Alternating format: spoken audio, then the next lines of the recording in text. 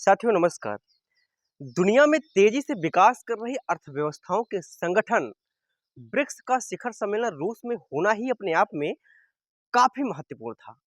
Brazil, रूस, भारत, चीन और दक्षिण अफ्रीका के सर्वोच्च नेता एक ऐसे देश में मिल रहे थे जो लंबे समय से अपने पड़ोसी देश यूक्रेन से युद्ध में उलझा हुआ है।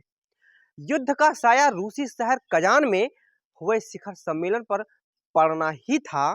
सम्मेलन के बाद सदस्य देशों का जो साझा बयान जारी हुआ उसमें इसकी झलक देखी जा सकती है।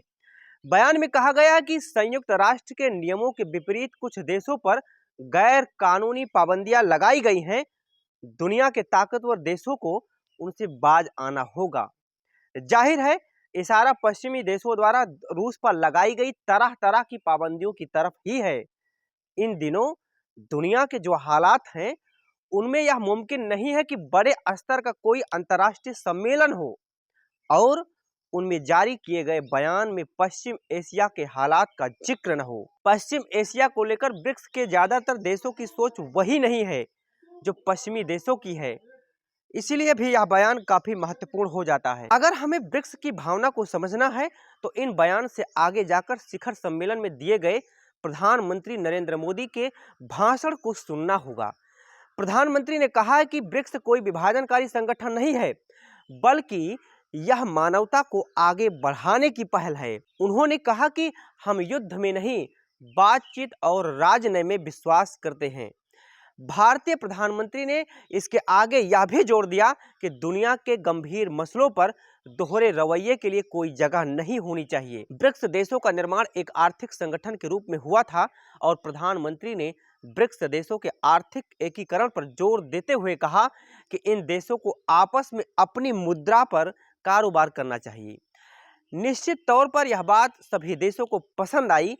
नरेंद्र मोदी ने यह भी कहा कि इस संगठन में और देशों को मिलाकर इसका दायरा बढ़ाने की जरूरत है। पड़ोसी पाकिस्तान समेत कई देश ब्रिक्स में शामिल होने की इच्छा जाहिर कर चुके हैं, लेकिन कजान सम्मेलन की सबसे बड़ी बात प्रधानमंत्री नरेंद्र मोदी और चीन के राष्ट्रपति शी जिनपिंग से मुलाकात की रही है। सम्मेलन से अलग दोनों देशों के नेताओं ने न सिर्फ मुलाकात और एक बैठक की, बल्कि वर्षों से जारी सीमाओं को सुलझाने की दिशा में कदम बढ़ाने पर भी सहमत बनाई है। 4 साल तक चले लंबे विवादों के बाद दोनों देशों के शीर्ष नेतृत्व का एक साथ बातचीत की मेज पर बैठना स्वागत योग्य ही कहा जाएगा।